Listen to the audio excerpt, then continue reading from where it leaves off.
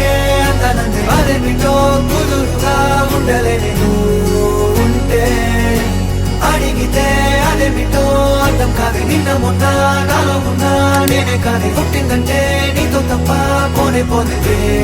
మంతే